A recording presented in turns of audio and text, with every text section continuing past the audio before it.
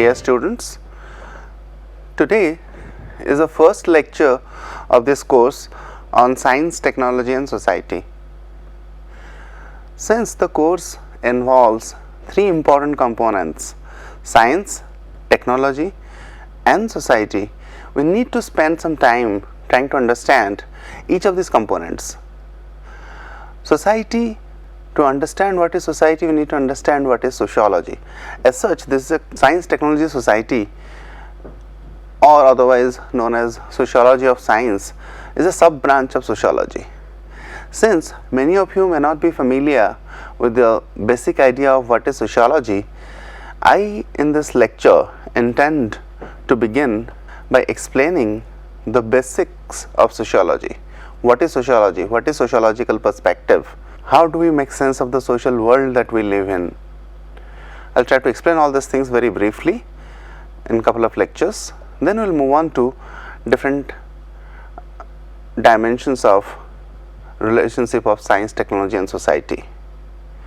Now, when we think of a subject like sociology, the first thing that comes to our mind is study of society, study of human social relationships. But society, human social relationships, they are but broader abstract ideas. We cannot see society, we cannot see social relationships, but we can always see the concrete manifestation of the society in different parts of our life, in different domains of our life. For instance, we can take classroom as an example, because we are this is a course with online lectures, but there can also be a sociological analysis of a virtual classroom.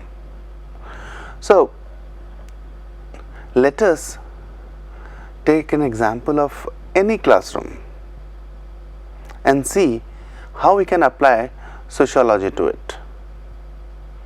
Now, if you look at a classroom, every classroom has a designated space. The students come to the class at a particular time as per the schedule. The teacher come to the class and teach. There are some chairs, tables, there's a blackboard, there's a projector. So all these things are in this is a physical structure of a classroom, right?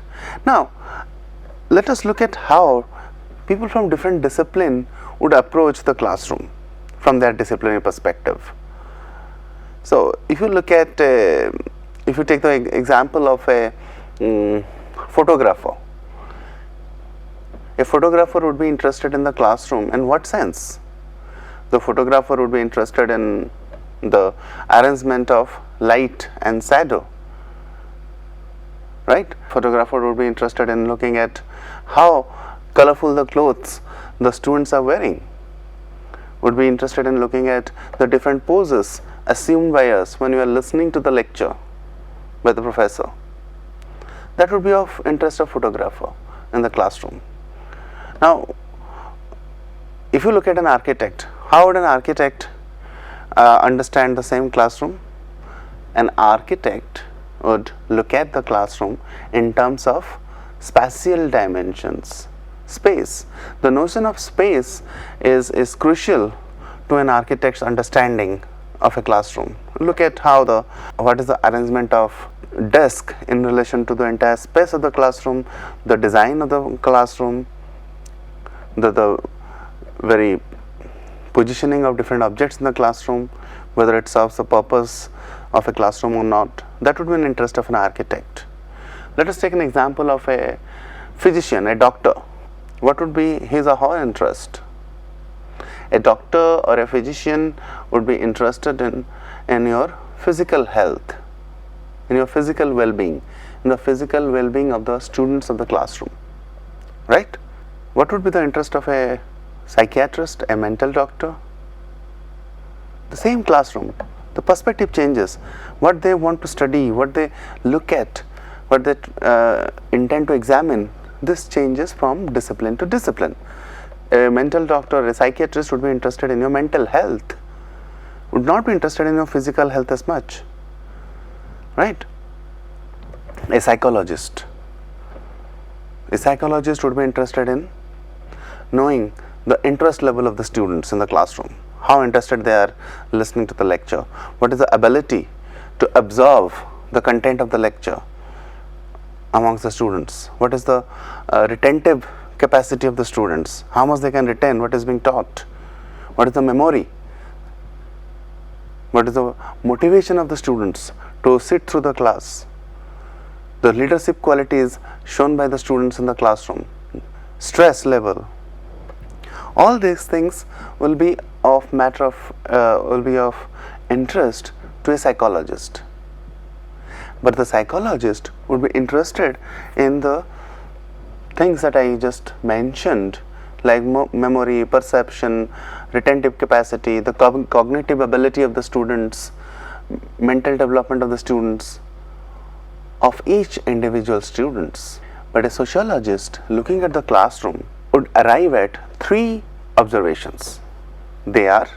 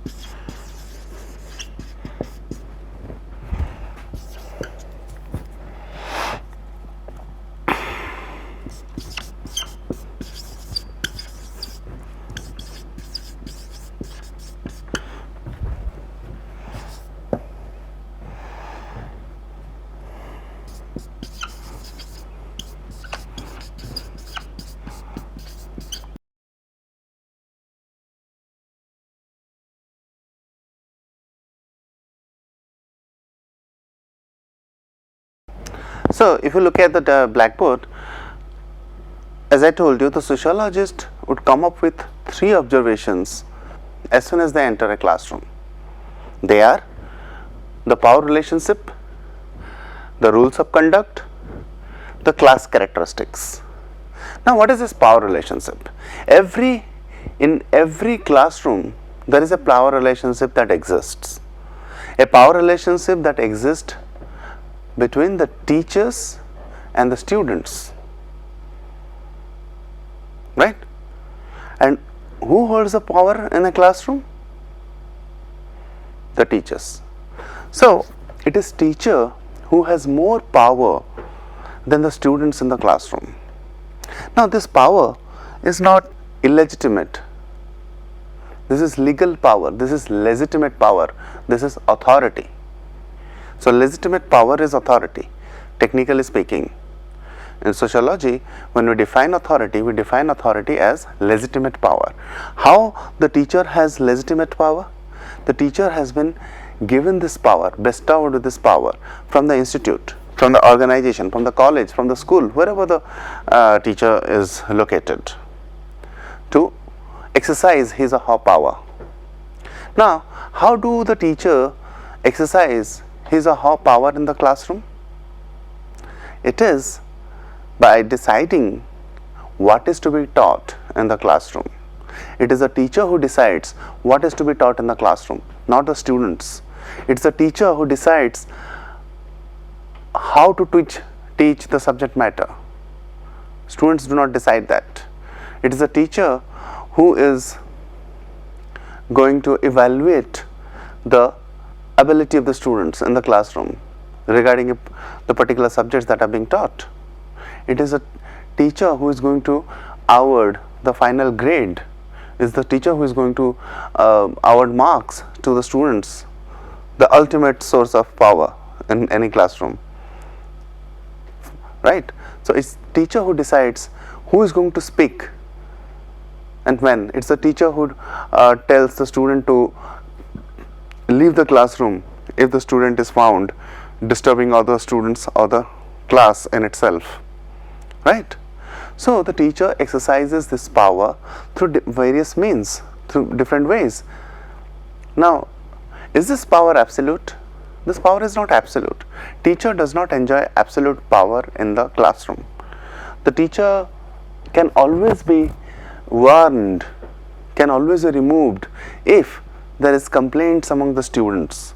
If the students complain to the headmaster or the headmistress or the principal or the director of the institute or the dean academic affairs that this particular faculty, this particular professor or the teacher is not teaching properly, is not discussing relevant things in the class, is being very rude to the students, the teacher is misbehaving with the students, and if such complaints are taken into account, will be taken cognizance of, then probably the teacher would be warned or be removed or be told to give an explanation. So in that way the power of the teacher would also be, the chances the power would be curtailed, reduced. But overall, if you look at the power relationship in a classroom, it is teacher who is powerful, and there are different ways in which the teacher exercises this power. Now, is it true of any one classroom? It is not true of any one classroom. It is, this power relationship is to be found in every classroom. Wherever there is a classroom, there will be a power relationship, and the power relationship would invariably tilted in favor of the teacher.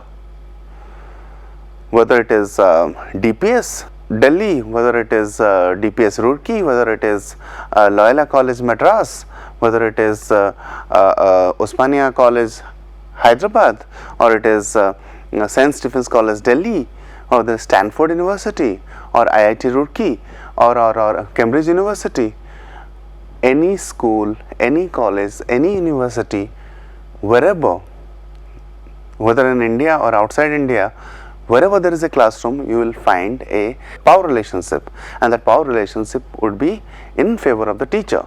So, from this example of classroom, from the first observation, we establish the fact that sociologists are interested in generalization. Second, the rules of conduct. There are certain rules of conduct that are followed in any classroom, every classroom, that students would come to the class on time. Not only the students, but also the teacher would come to the class on time. The class will, there will be no disturbance done by the students in the classroom. Students are supposed to listen to the lecture quietly, make notes, not make nuisance. They are not supposed to open their mobile phones and start talking on the phone or start sending SMS. These are the rules of conduct, unwritten rules, implicit rules that are followed in any classroom. The teacher is supposed to talk about the matters which are relevant to the class, to the subject, rather than something different.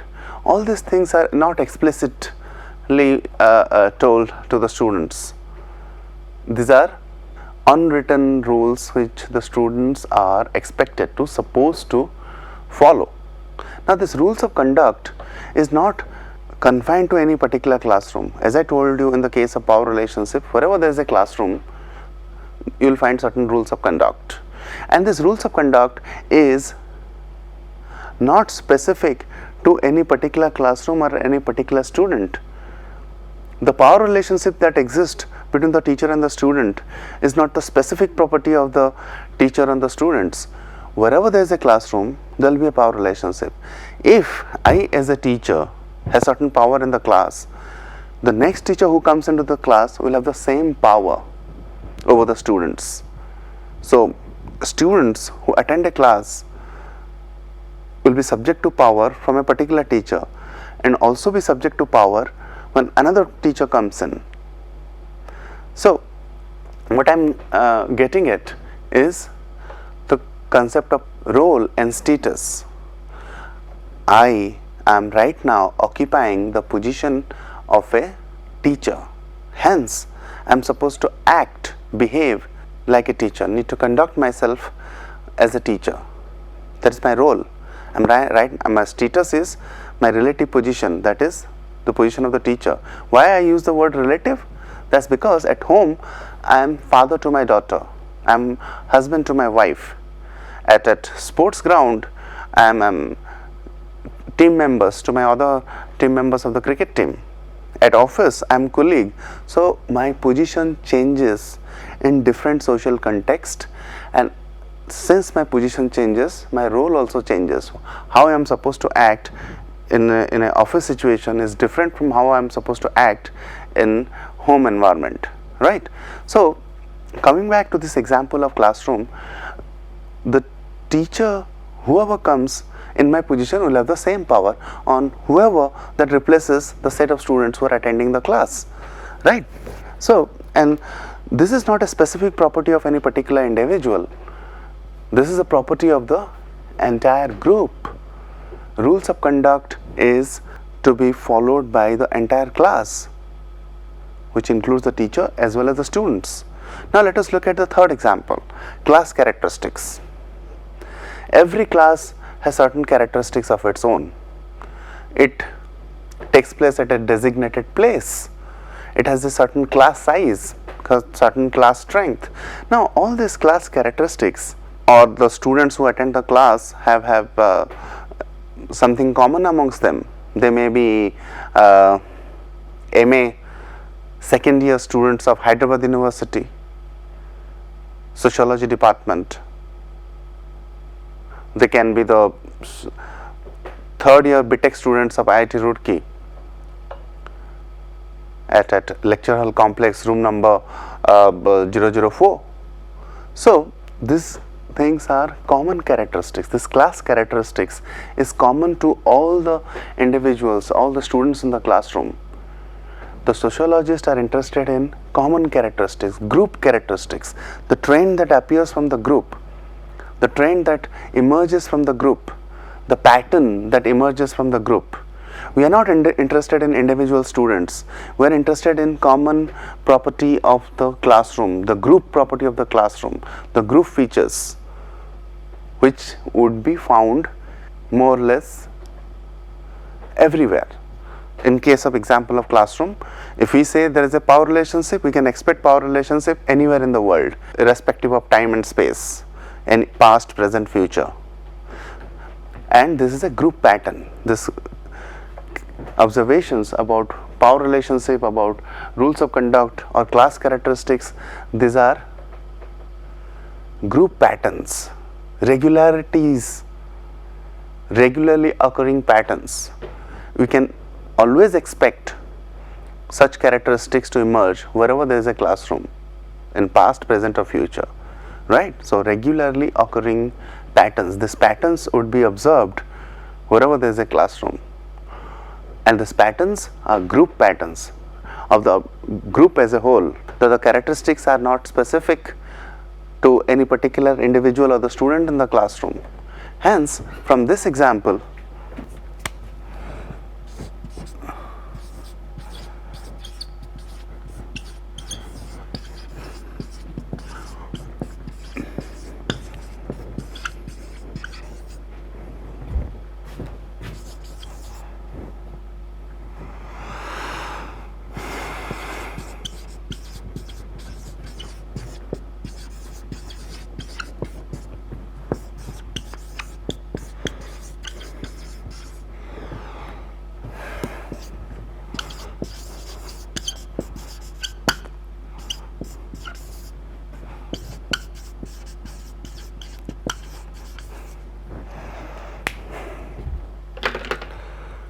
so from this example of classroom, we can establish a fact that sociology is a study of recurrent group patterns, regularly occurring group patterns.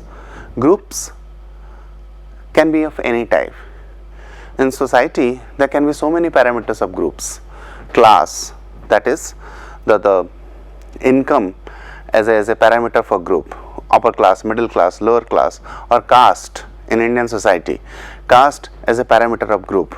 Your religion, your language, the linguistic groups, there can be regional groups, region as a characteristics, there can be ethnicity, there can be engineering students of the entire country, or all the engineering students of IITs, all the doctors in the country, or all the doctors who are working in AIMS, or all the IPS officers. So the group characteristics, this group parameter can just vary. There can be innumerable possibilities of group formation. Hence, the task of sociologist is that much challenging and bigger, to study the group patterns, recurring group patterns. So this is the first example through which I try to explain that sociology is the study of recurring group patterns. Let us take some more examples to understand different aspects of studying sociology.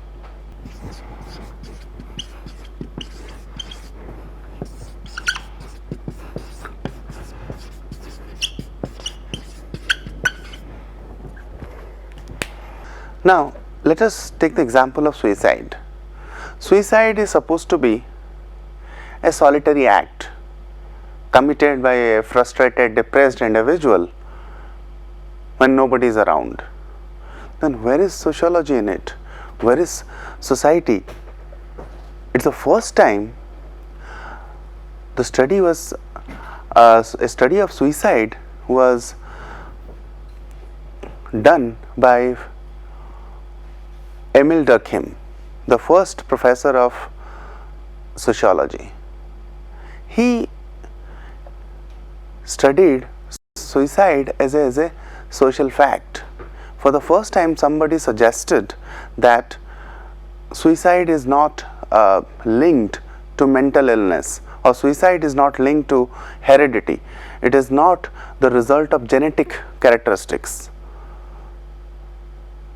If that were the case, Emile Durkheim, the French sociologist and first academic professor of sociology, he said if it argue that suicide is a consequence of heredity, then suicide rates, why the suicide rates are changing from one period to another period? In different periods of history, there's different rates of suicide. If it is a result of mental illness, then both men and women would be committing nearly same rate of suicide. But the studies, European studies of that time, that is late 19th century, it established the fact that men were committing more suicide than women. So definitely mental illness is not the reason, because in Europe of that era, most of the women who were in the mental hospital, compared to men. So if that were the case, then more women would have been committing suicide. But the study, European statistics on existing statistics on suicide, suggested that is men who are committing more suicide. Hence, he rejected these theories of mental illness or genetic characteristics. What he did, he tried to come up with some group patterns, and he found 3 important group patterns regarding suicide rate, and they are: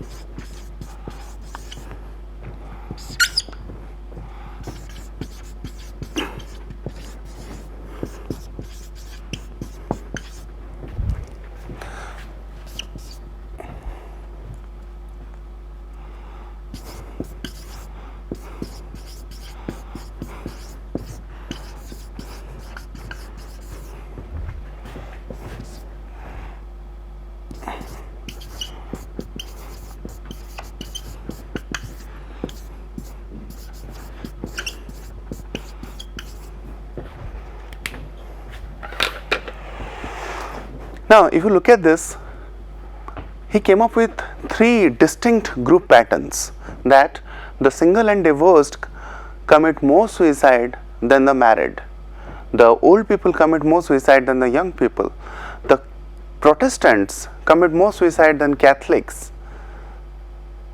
Now, how do we connect all these three group patterns and come up with certain uniform law of suicide? Can we establish a interrelationship between all these three patterns? Durkheim said yes, we can, and he said that all these three patterns can be connected, can be linked through a common factor, that is absence of meaningful social relationship, that is lack of social bonding. It is society which plays on the minds of the individuals when they commit this act, solitary act. It is social forces which determine individual behavior, which is the case in this example. One can understand why single and divorced would commit more suicide than the young people.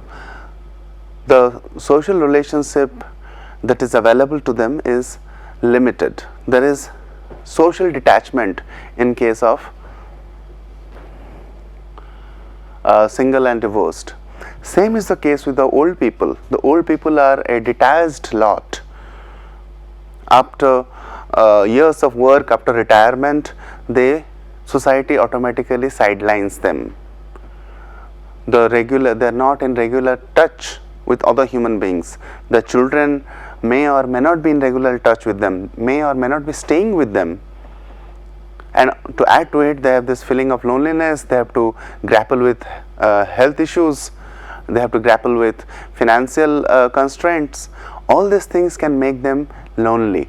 Absence of meaningful social, they may or may not live with their spouses. The spouses may be dead, or even if they are alive, only the husband and wife, old couple, must be staying alone without children. So all these things can be explained through this common factor, that is absence of meaningful social relationship or social detachment.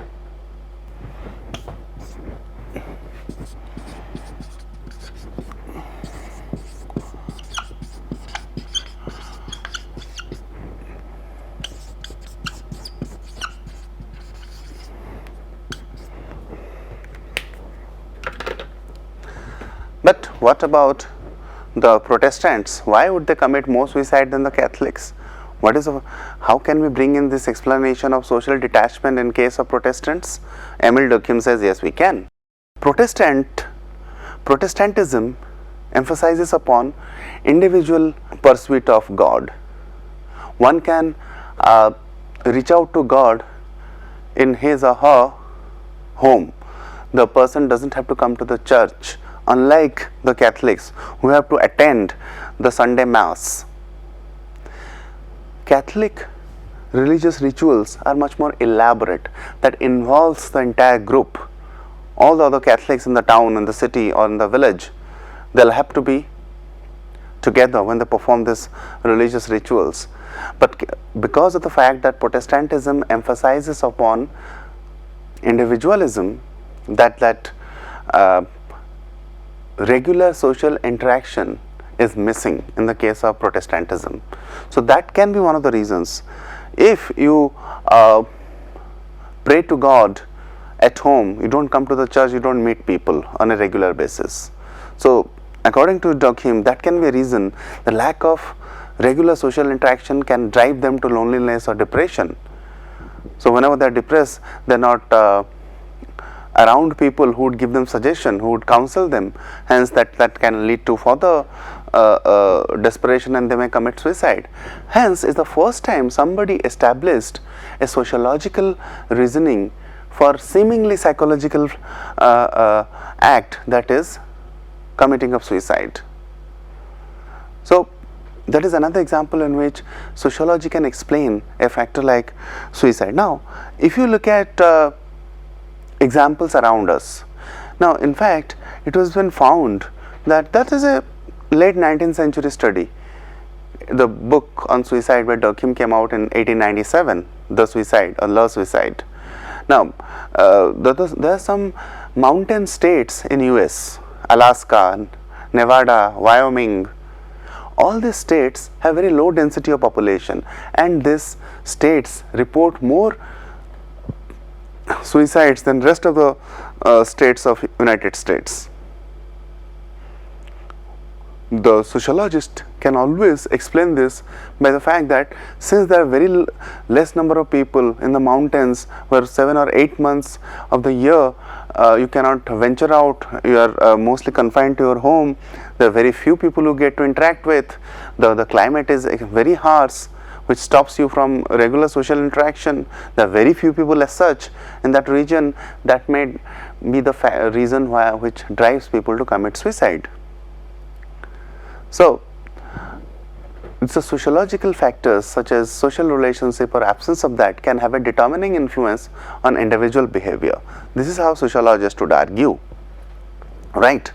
Now, another example that I would give here is that of love marriages. Now, this is an example given by Anthony Giddens.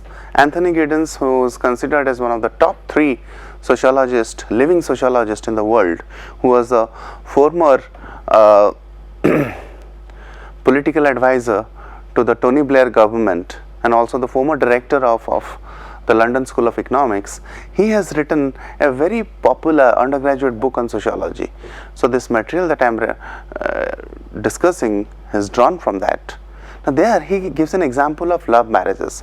We think that love marriage is natural, it is universal. Falling in love is a natural, universal human experience. So getting married after in love with somebody it comes naturally. It's a universal phenomenon. That is how we tend to believe. Anthony Giddens says it was not natural, it was not universal till the late medieval period. Love marriages were conspicuous by their absence. It is a typical product of industrial revolution. It is a social construct which is only 200 years old or 300 years old. Now this is very significant.